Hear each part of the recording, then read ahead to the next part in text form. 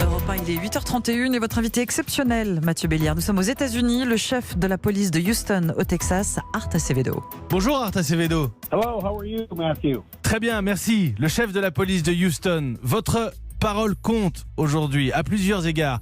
George Floyd a grandi à Houston. Il y sera enterré. Sa dépouille sera exposée à la population lundi. Qu'attendez-vous ce week-end ?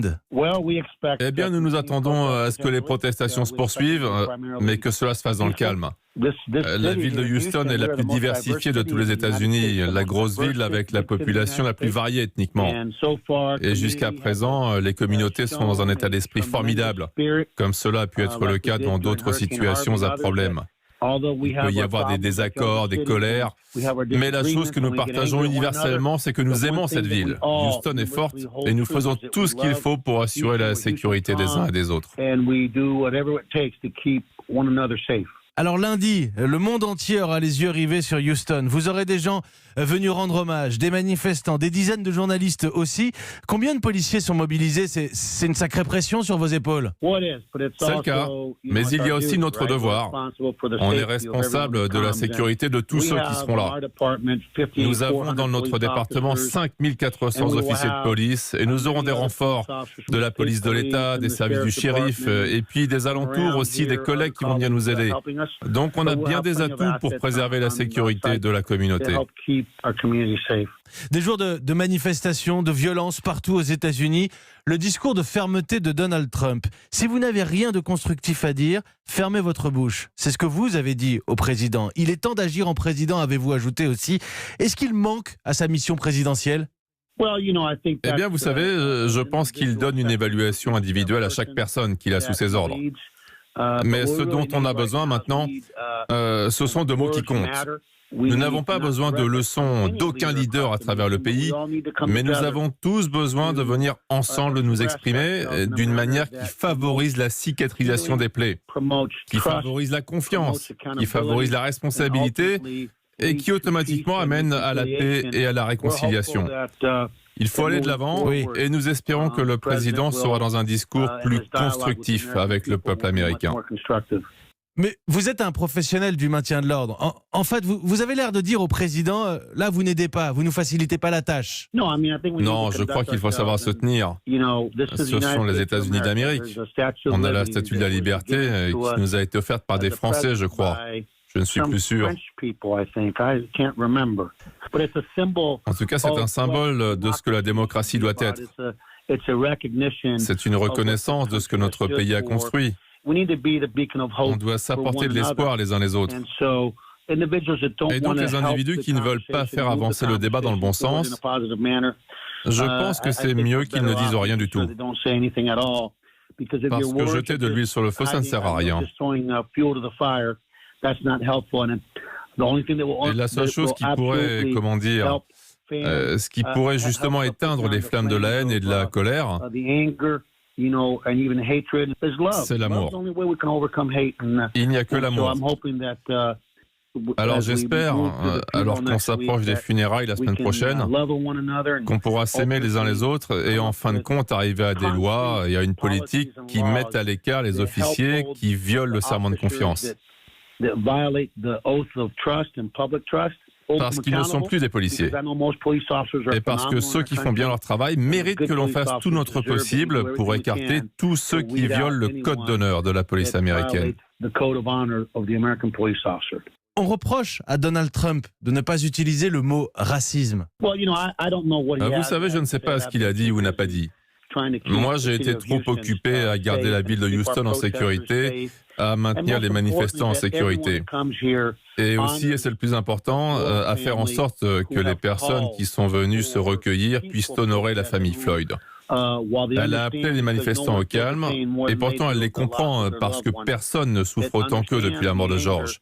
La famille comprend la haine et elle comprend aussi que le meilleur moyen d'honorer George Floyd, c'est de manifester sans violence. C'est ce que la famille veut. Et donc, pour revenir à votre question, moi je ne sais pas ce que le président a pu dire ou ne pas dire de plus que ce que j'ai déjà commenté. Mais c'est quoi le problème aux États-Unis ? Il faut que vous expliquiez aux Européens ce matin. Est-ce que la police américaine est raciste ? Est-ce qu'on trouve des policiers racistes. À vos yeux, qu'est-ce qui a conduit à la mort de George Floyd? Vous savez ce qui a amené la mort de George Floyd? C'est un officier de police qui a utilisé une certaine technique. Qu'elle soit autorisée ou pas, je ne vais pas le commenter. Mais je peux vous dire qu'on ne laisse pas nos hommes utiliser des prises de karaté à moins de combattre pour leur vie.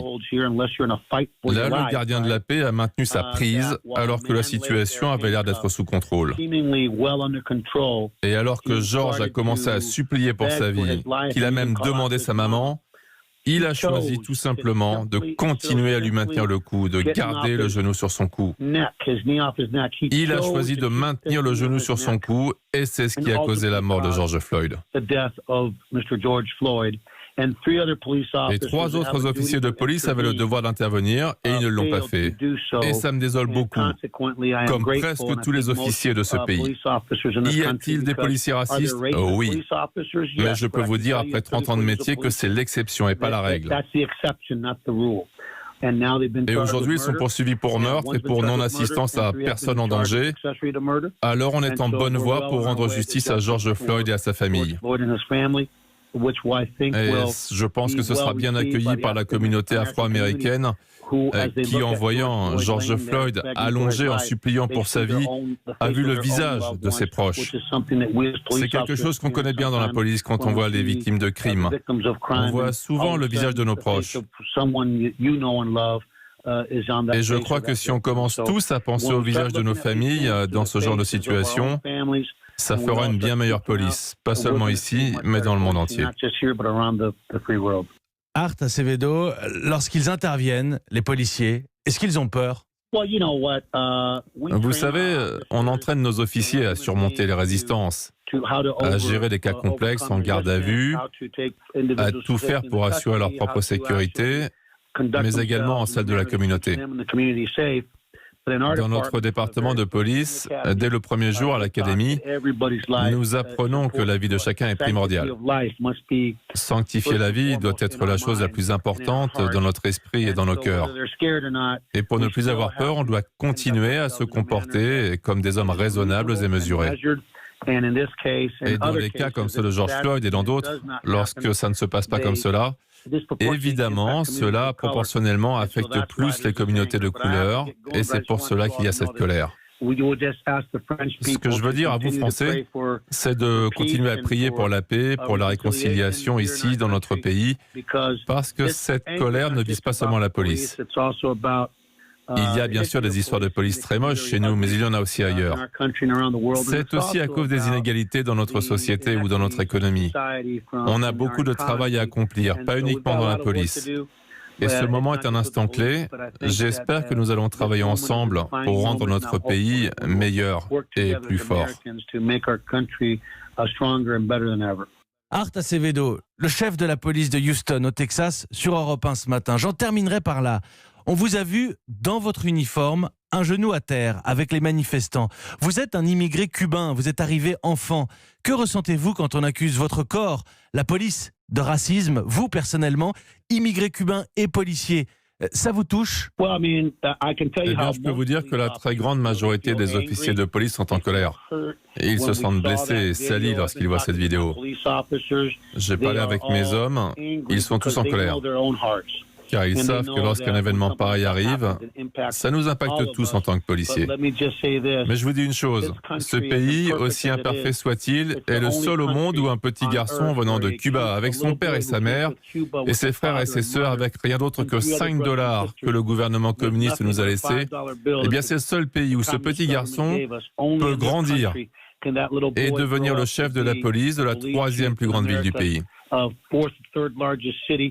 Il n'y a qu'aux États-Unis qu'un fils d'Africains et de musulmans comme Barack Obama puisse grandir et devenir président du pays. On n'est pas parfait comme pays, mais il n'y a aucun autre endroit où je préférerais être. Le chef de la police de Houston, entretien exceptionnel ce matin sur Europe 1. Art Acevedo, merci beaucoup. Thank you, my friends. Au revoir.